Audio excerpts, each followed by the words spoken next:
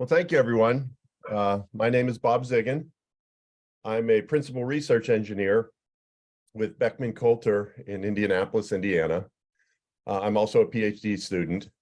And today I'm here to talk about accelerating experience replay for DeepQ networks with a new technique that we've created involving the reducing the computation associating with the target networks.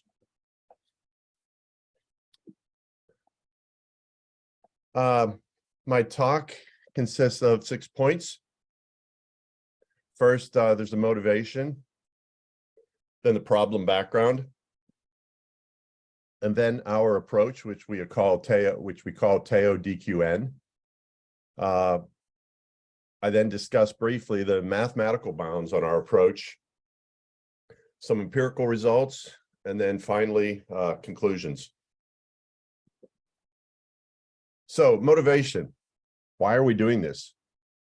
Well, originally, we were investigating graph neural networks and reinforcement learning. Typical applications for that sort of technology consists of things like travel time prediction. So, perhaps the traveling salesman problem. Another potential application for the graph neural networks are e-commerce shopping recommendations. So you have all of the people who are interested in buying a product and all the products. The truth is you can convert it to a network and use reinforcement learning on it to generate better recommendations. There's decision-making also with autonomous cars that are as one of the applications. And certainly another example from life science would be chemical structure prediction. What we eventually decided on out of that class of problems was the traveling salesman and the minimum vertex cut. Now, granted, these are somewhat computer science oriented, but as everyone knows, they also have very practical implementations. And so we thought they were good things to pursue. We identified some challenges while working through these problems. The first one having to do with the ground truth and the second one with training times.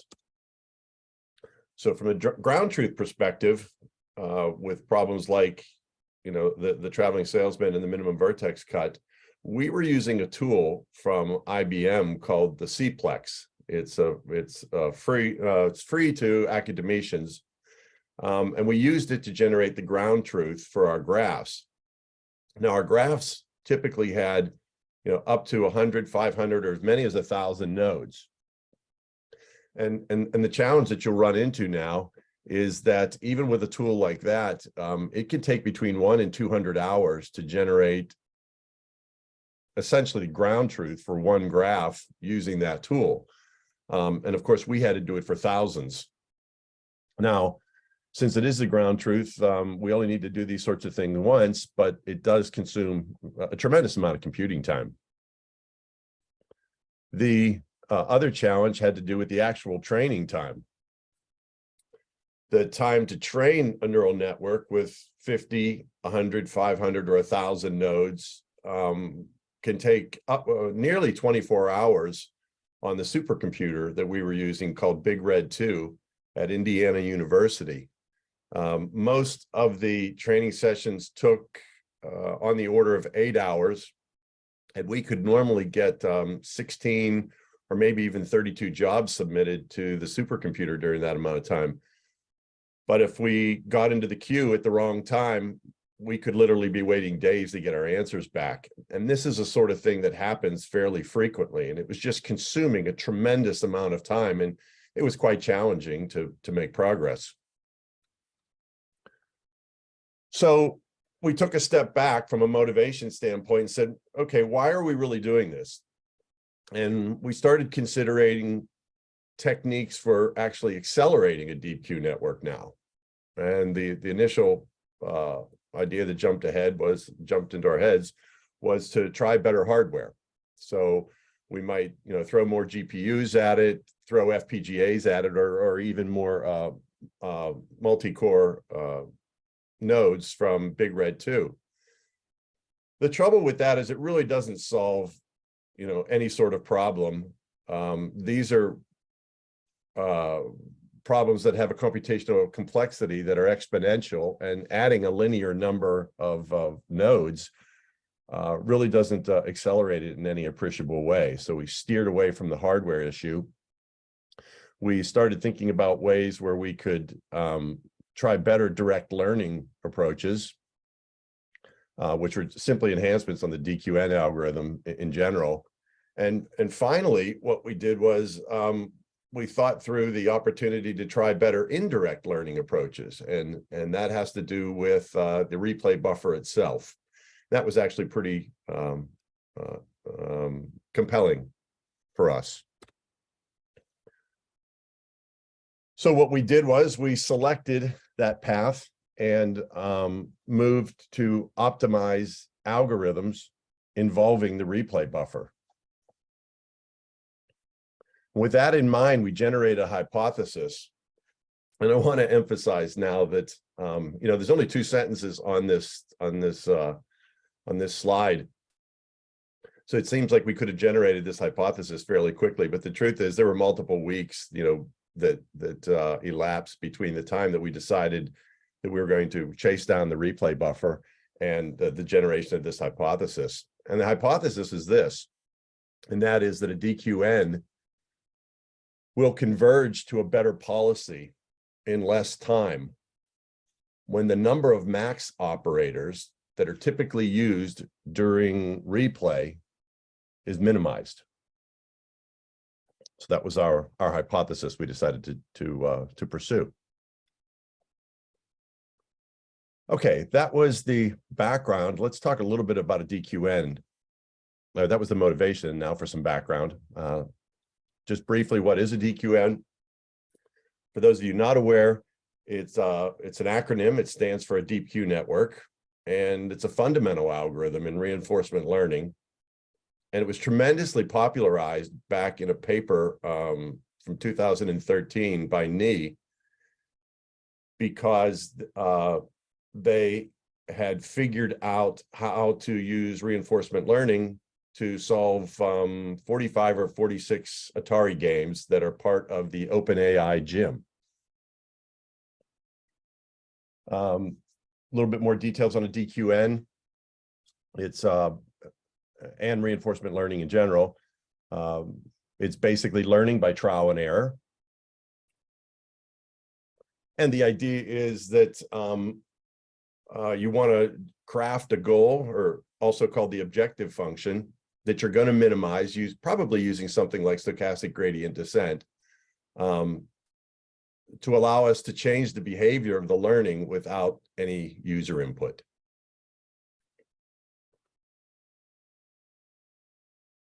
Now our approach, the TAO-DQN. It too is an acronym. It stands for Targeted Accelerated Optimization. And the observation that we made, which is somewhat related to our hypothesis, is that the use of max operators in the traditional DQN leads to an overestimation error. You generate Q values that are essentially larger than they need to be. And if we minimize the number of max operators, because these are applied many, many times, we can generate better or tighter bounds on the variance of our solutions for the reinforcement learning problems that we're pursuing.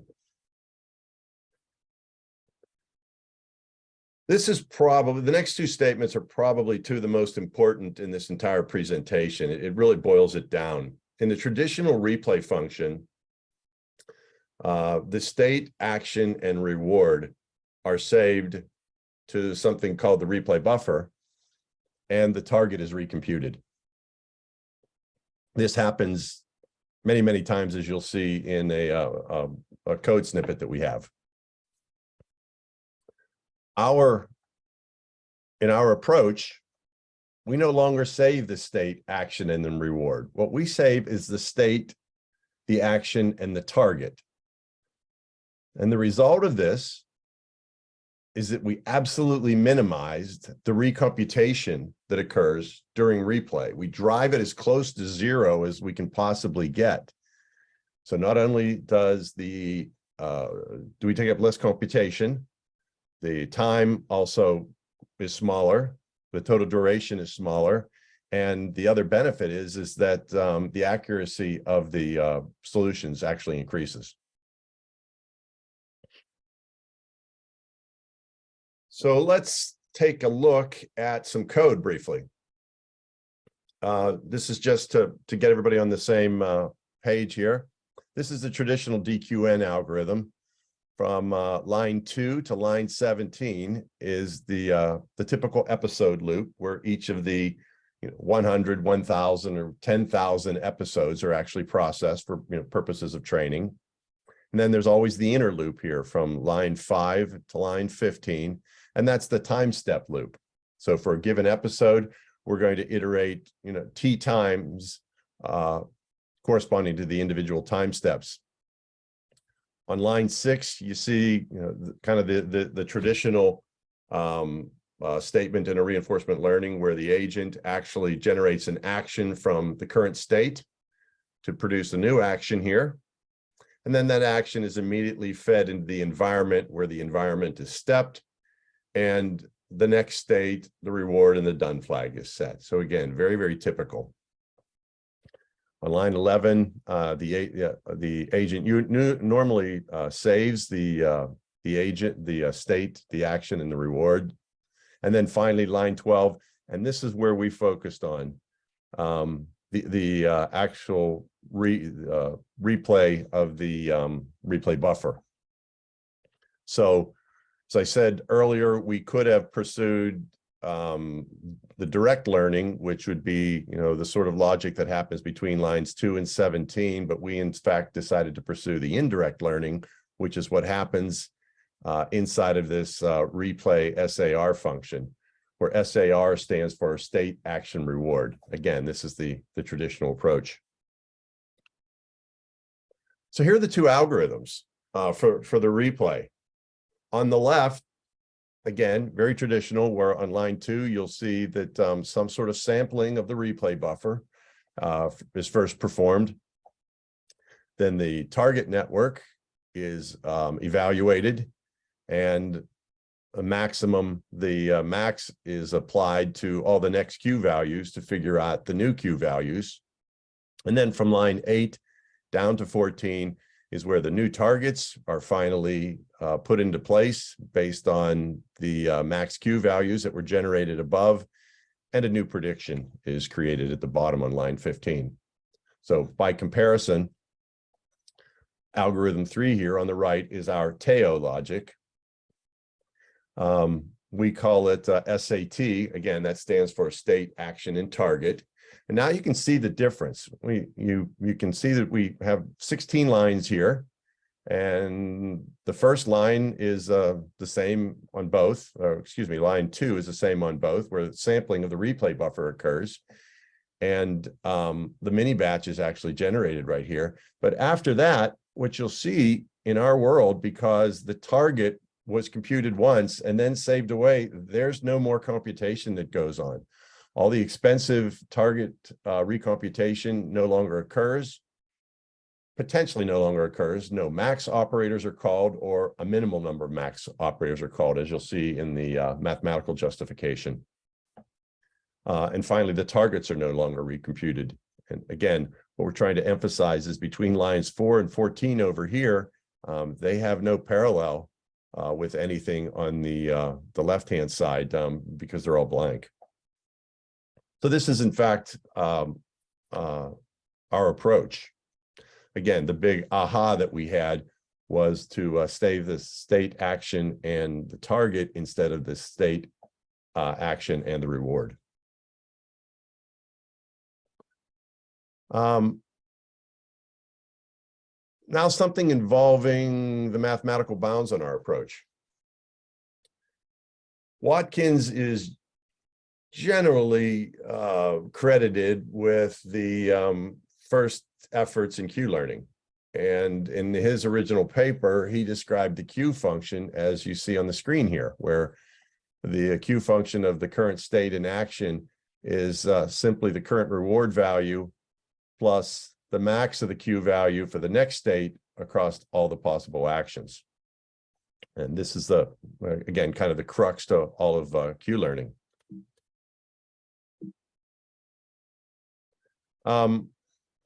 In our approach, we used a function approximator, which is what a neural network is. And what we did was we assumed that there is inaccuracy that is introduced into the process. So we first assume that there is some Q function called Q exact, which will always generate the exact Q values for your problem. And then there's some new function, Q approximate, which is composed of Q exact, but also has these uniformly distributed random variables on the end, which are trying to capture the overestimation that creeps into the problem. With these tools in hand, and again, we go into a lot more detail inside the paper, but we subtract the exact Q function from the approximate Q function, and what we get is a new random variable Z that has a positive mean. And as you simplify equation 1 down to equation 2, where the rewards disappear, and then do a little bit more simplification, what you're left with is that this random variable Z is equal to the max of the actual uniformly distributed random variables that were put in place to capture the errors. So again, this is the way that this is the tool that we use to try to capture the error that creeps into the problem. To emphasize this a little bit more, we have this table here that consists of T time steps. And what you'll see is that on each time step, you start out at a given state, you generate a new Q value, and you incur the target approximation error that we just displayed on the previous screen. And if you iterate T times, you're going to generate this sort of error, again, T times. And this is where we leverage some work from the Thrun paper in 1993. Thrun actually showed that the average overestimation that occurs with respect to the target can be as large as this term right here, which is essentially n-1 over n+1, where n is the number of actions that's currently available. And fortunately for us, this term, this overestimation, actually bounds our target approximation error. So in line 4, we have that Thrun's overestimation here actually bounds our error, which was something very useful because of what we did next. We simply repeated Thrun's equation here and then said, what happens when you execute each side of this thing T times? So you're summing up all of these errors, and for each of those time steps, because of the replay function is constantly being called, you're incurring the work associated with batch size elements in both cases. So this inequality continues to be true. And then again, the crux of our paper is that we maintain this bound on the right-hand side, but now the bound on the left-hand side, the batch side actually changes to this variable K, because we're now able to control the amount of work that's going to be done inside the replay logic with this variable K that typically ranges between 1 and the actual batch size itself.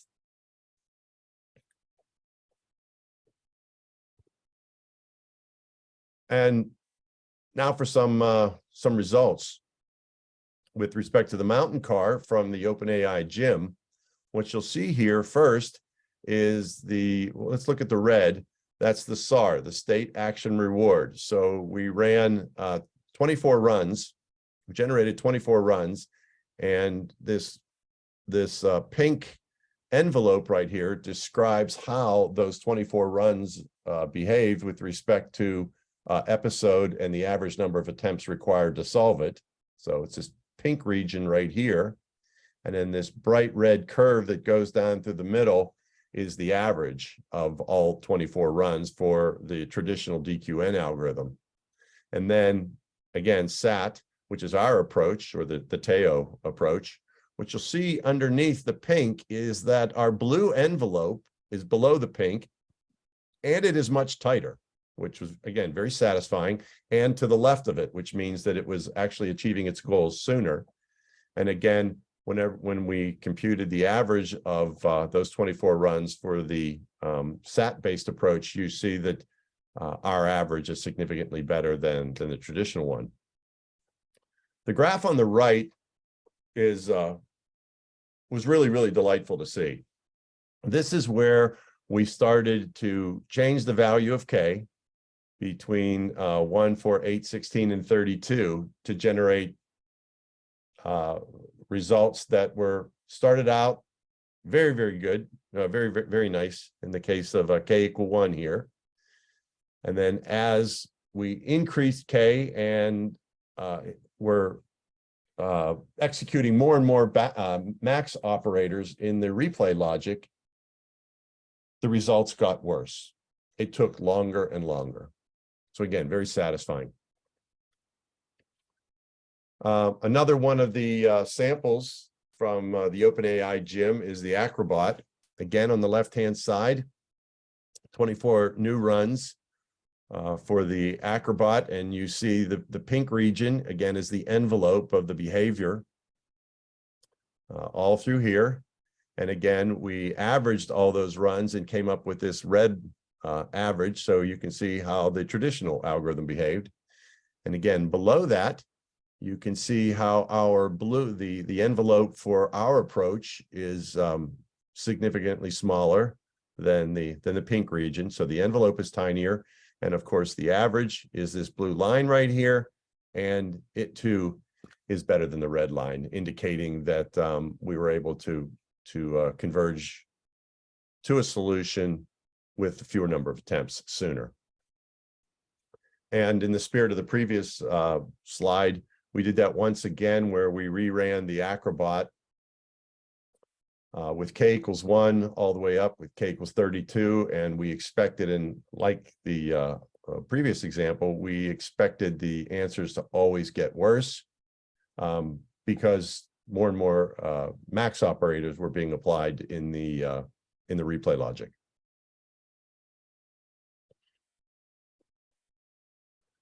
Our conclusions. First, our approach has fewer episodes than Mnih by 21%. Although in the paper, I believe we also say that we did see the number of episodes reduced by as much as 35%. We reduced the execution time by at least 35%. And again, with respect to this variable, I believe it was as high as 50%. Again, very satisfying that our empirical results were in agreement with the mathematical bounds that we were able to put in place. And finally, our hypothesis was confirmed, and that is that a DQN will converge to a better policy in less time when the number of max operators is minimized during the replay logic. And with that, I'd like to thank my advisor, Professor Song from Indiana University, Purdue University of Indianapolis, for his patience and guidance during this effort. Thank you.